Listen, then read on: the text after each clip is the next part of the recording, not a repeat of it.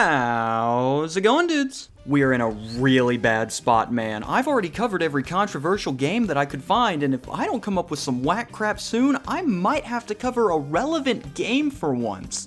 I'm in quite the pickle, dudes, quite the pickle. This has me experiencing feelings of dismay, grief, or exasperation. If only there was a relevant phrase that would let me indicate this in a more exclamatory way. Something along the lines of...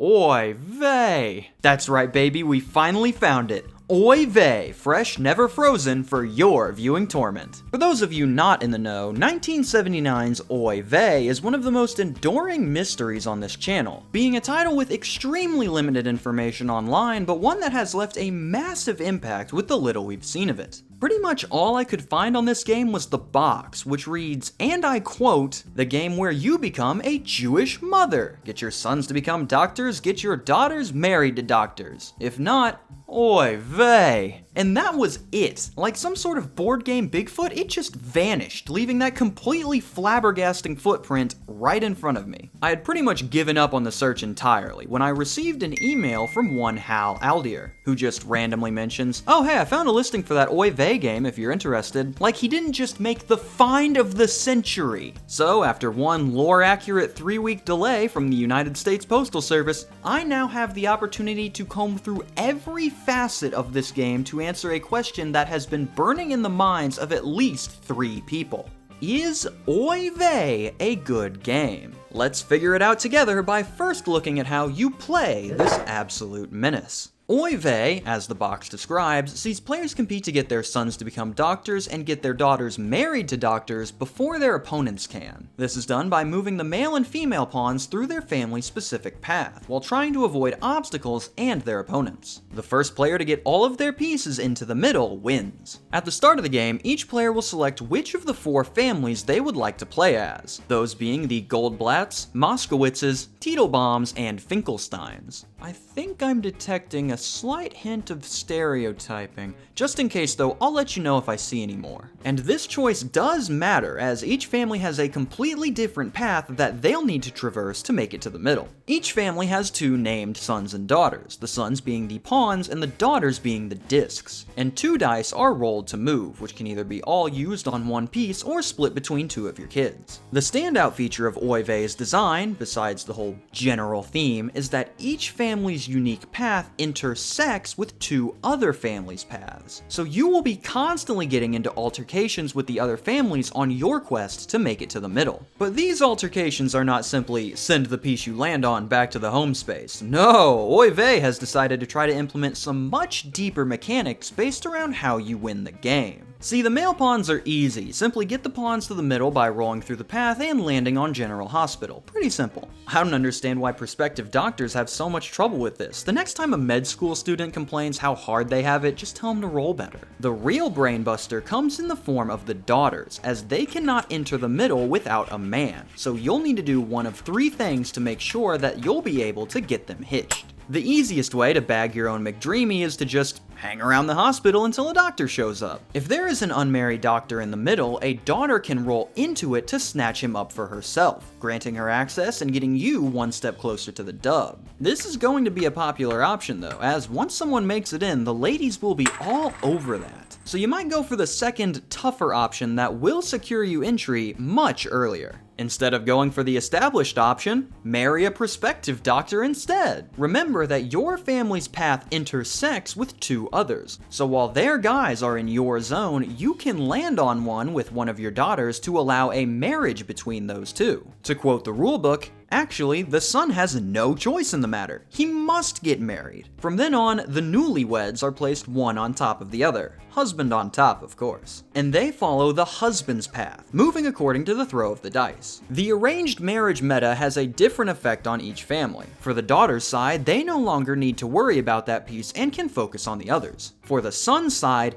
you've just lost the game. If your son gets married while still on the path, you must give every one of your rolls to that couple until they reach the middle, absolutely tanking the medical career of your other son and ruining any chances of finding a prospect for your daughters as they're left in the dirt. If you get hit by this right at the start, which happened in the test game that I played, you are actually just eliminated from contention. It is wild how powerful this is. And what's even more wild is that there's a card in the game that can force it to happen. Yes, Oy Vey also comes with good and bad cards that you can get by landing on their spaces, those being the Notchus and Saurus cards respectively, with one of the most powerful Notchus cards being the Instant Marriage card. When this card is drawn, you are allowed to pick either of your daughters and marry them off to any of another family's sons who are currently on your family's path. No ifs, no ands, and no buts. Get married, get married, get married. This does require good timing though, as if there are no eligible sons on your path, then nothing happens and the card is discarded. But the opportunity to hand your opponent what is effectively an instant loss is one that is well worth the low probability. That's not the only card you can get your hands on though, as there are plenty of other crazy things that can happen in this kooky game. So let's take a look at the Saurus cards and see what trouble you can get yourself into. There are only 5 different versions of these cards, with only one of them not having you go back spaces. As if you are a slow student in med school, all the other sons on the board get to advance 3 spots. Other than that, it's just various setbacks. If you pull a Rabbi's Pious, you go back 4. If your mother gambles your med school fund away at Mahjong, you go back 6. If your yarmulke is too tight, you go back 8. And if you get hit by a ballistic missile, you go back 5. These effects aren't too crazy. At worst, you'll end up going back 1 turn worth of movement, and they definitely don't compare to how powerful the Notchus cards are. 2 of these are very simple. Happy Chanukah allows you to party with the Mitzvah Moose and advance 8, while Gifted Child lets you look like this grade A fresh stud and advance 10. We've already covered the Instant Marriage card, but the remaining 2 cards can both be saved until use. One of those being the Chicken Soup, which the game lovingly refers to as Jewish penicillin. I don't know how accurate that is, and I'm not putting that in my search history, so let's continue. Chicken Soup can be saved until needed, and can be used to either avoid any bad space on the board or any Saurus card, but cannot be used to avoid marriage. This is incredibly unrealistic, as I have found that throwing a bowl of chicken soup at a potential suitor turns them away more times than not. And the final card available is the Liberated Woman card. The Liberated Woman is freed from the requirement of getting married, and allows one of your daughters to become a doctor and enter the middle without a man present. Yes, for those of you worried about the equal gender representation in the board game Oy Vey,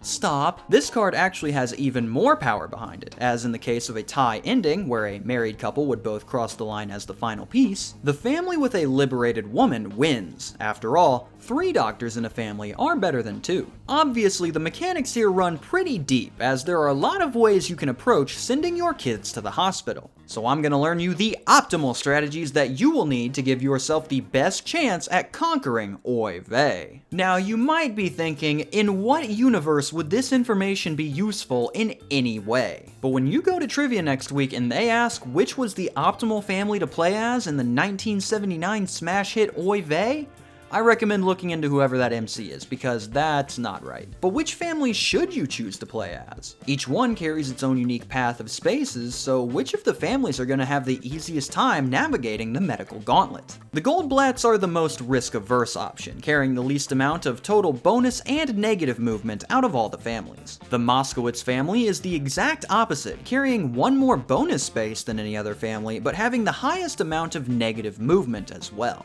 The Finkelsteins are not in a great position, being tied for the lowest amount of bonus spaces while having the 2nd highest negative movement. But the Teetlebombs are probably in the best spot space-wise. 2nd most amount of bonus movement with 1 less negative space than any other family. A good foundation. So when picking your family, the Reds definitely have the best setup, but the Yellows aren't in a bad spot either. But a good setup can only get you so far. So how do you move your offspring around to avoid them getting snatched up by a marriage-hungry snake? For your daughters, it is important to get them out there fast. They need to hit the dating pool as quickly as possible for the chance at ending the hope of one of your opponents. It will be good if you split the workload between your 2 girls. Have one of them rush the middle to get whoever is the first guy to make it there, while having the other focus on the player on your left. Hanging around the rightmost arrow set of that opponent will give you the best chance to catch them on a bad roll, as you can not only get them early in the game, but if you miss them the first time, they'll have to come back to that area later, which betters your odds instead of hoping that you'll get lucky. The men, meanwhile, need to be extremely careful with their movement. With the roll allowed to be split and a doubles resulting in an extra turn,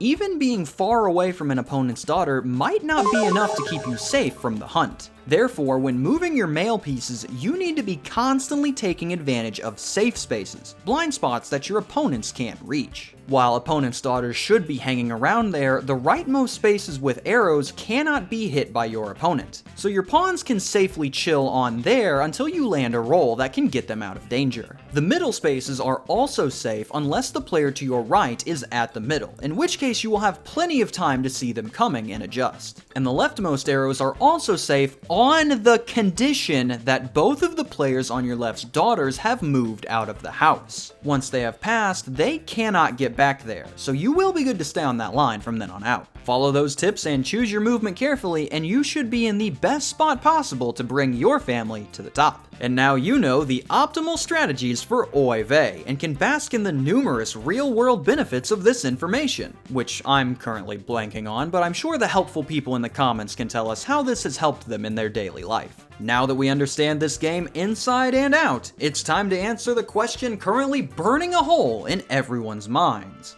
Is Oy Vey a good game? I've got the official NBGA declaration right here, and their final judgment is...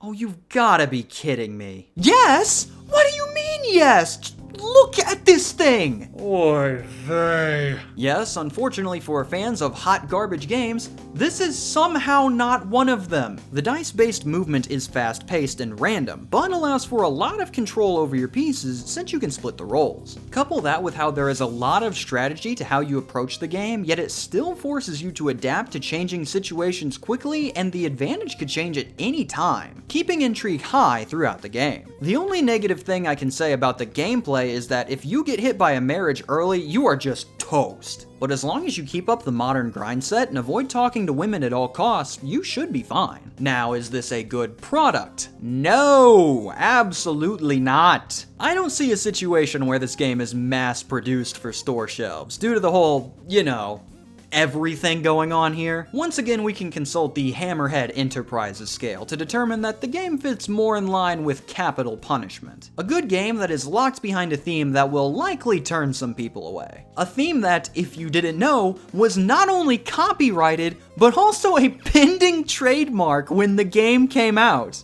Oh, the brain melt. My brain melt is coming back. Unfortunately for creator Richard Morrow, the trademark application was denied, which is great for me. My bootleg merchandise line could not afford another lawsuit. This run-through has been disastrous for Oy Vey's bad game stock. I thought that with how cluttered the board looked and the general game aura, this thing would be a real stinker. Instead, we've just got another capital punishment. Unreal. This is especially going to hurt Oy Vey's chances in the next worst board game of all time tournament, as after an impressive run last year, it will need to make it into the few returning competitors slots to get another shot. And it'll be completely up to the crowd as to whether its theming is bad enough to carry it back into the field. Well, now that I'm finished with the run-through, I kinda need to find some use for this thing. You know what? Since I have direct access to all of its files, if you'd like to see me port this beast over to Tabletop Simulator, let me know below. It will take a ton of work and will absolutely tank my Steam rating, but with enough motivation, I'll commit to any bid. I literally ate a die in the last video, don't test me. And now to send us off right, let me leave you with the most important lesson I have learned from my time with Oy Vey. If you're gonna get something delivered by the USPS, you might as well just walk there and grab it yourself. Signing off for continued parcel issues, I am KamSandwich. Thank you for watching and have a fantastic day. A special thank you to my suppliers, staff, and chefs over at the deli. If you'd like to join the crew, you can take a look using the link in the description below.